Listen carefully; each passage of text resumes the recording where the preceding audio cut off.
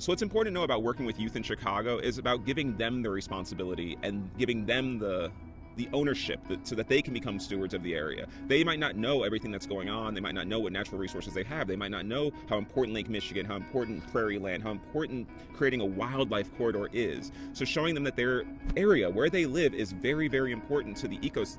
It is the ecosystem, and that the things that they're doing and the efforts that they're making are important to the environment as a whole and to humanity as a whole.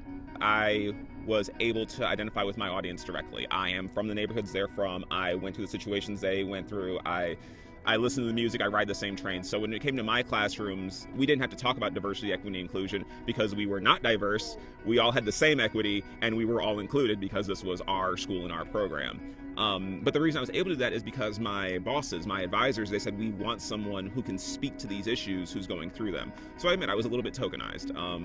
They knew that I could relate to the students, so they wanted me to be there with the students. What I've seen the best is when people who are not of the culture, when I'm in situations where I'm not of exactly the same people. I'm in California right now where I'm speaking to a lot of Latino and Latinx people who are going through a completely different situation than what I'm going through, but face some of the same challenges. We don't swim. We don't do science. We aren't going to become PhDs.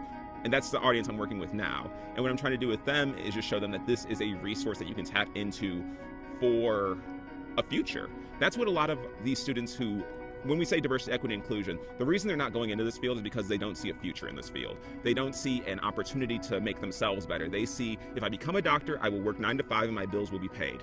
That's all I think most of humanity wants, is for their bills to be paid when they're an adult. So showing them that there's a way to do that and have a career that you don't hate, what is it, a world that doesn't burn and a future that doesn't suck? If you can get that by working in environmental science and having fun and camping and fishing and being outside, and if that's something that gives you those feel goods, showing our students that is probably the most effective way to do this. I don't talk about the issues directly. I just talk about how there is a future in this and they should see themselves in it. The people who are not the diversity, equity, and inclusion folks know how to go and get these things themselves, or they're being told to go do it themselves by parents or mentors or whoever it is. They have no shyness about that.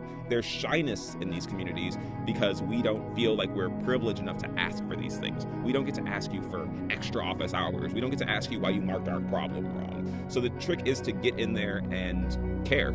That's really all it is. Get in there and care. Get in there and make yourself vulnerable. Get in there and tell them about, share your experience with them so that way they are willing to share their experience with you. Don't expect something for nothing. So my plan right now is to finish my PhD program, try to find a nice postdoc, but if I'm qualified and able, I'm looking for some kind of tenure track position in Chicago.